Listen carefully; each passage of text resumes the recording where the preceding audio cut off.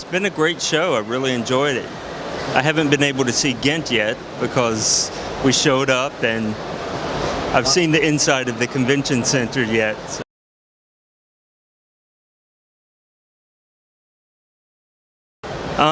As far as the controversy, I was more interested in doing the work. I didn't really worry about that too much. Okay. I wanted to work with Brian Nazarello, so they brought me the project, and I said, sure.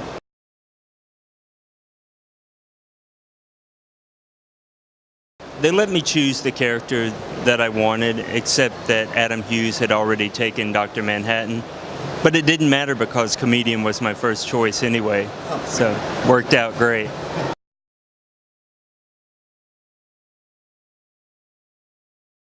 Well, the first 20 minutes were just like the comic. The thing about Wanted is I never expected it to be sold as a film to begin with, because a lot of it was Mark's take on superheroes. You know, and it was pretty dark and pretty violent, and most of the heroes in there were proxies for licensed material from other companies. And it was a lot of comic book insider stuff, so I don't think it would have really translated to a popular movie for the masses. I mean, we in comics would love it, but 100,000 people would see it and that's it. And they wouldn't make their money back. So, you know, I didn't really have a problem with the film being a separate thing. And I love the director. You know, I love his Russian films. Night Watch and Day Watch are just some of my favorite things. So when they decided to use him, I was really thrilled.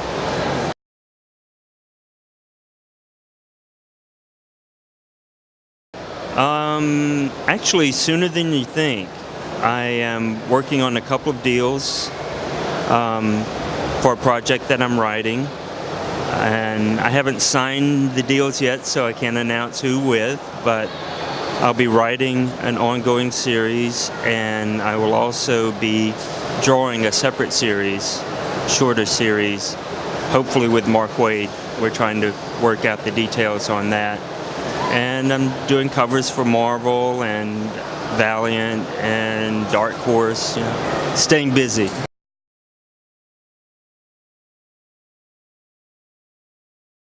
Yeah, I'm really enjoying the writing now. I have a graphic novel that I've written and need to start drawing. It's pretty big, so it's going to take a couple of years for me to draw. So that's one of my dream jobs. What's it about? I don't know how much I want to give away, but it's a serial killer.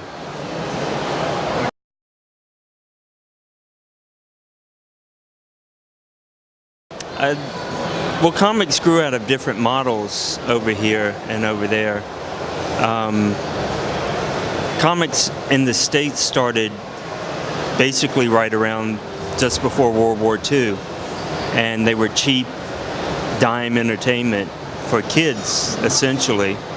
And because they were cheap pulp entertainment, they were treated that way. They were written and drawn by different people, and you would have 5 different guys drawing the same book, one with pencil, handed off. So it became just a production line sort of thing.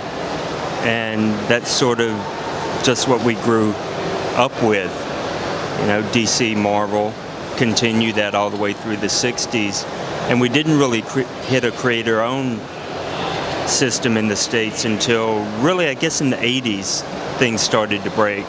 But now it's wide open. We're sort of having a renaissance of any genre, any style. We have a lot of independent publishers, which help that out a lot.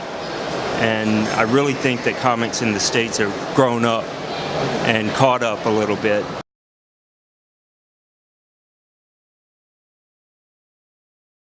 It's a really interesting question. I think about it quite a bit. A lot of people are still trying to figure out how to integrate publishing and digital publishing They're different models. Some people put stuff out online and then collect it in a printed edition. It's, a lot of people who love comics love to have the physical book to collect as well. So if you're only doing a digital version, there's nothing to collect. So I think we're going to always have physical publishing, and I think we're going to have a lot more digital publishing because you can make your own comic and put it online, see what happens. It's a fun time.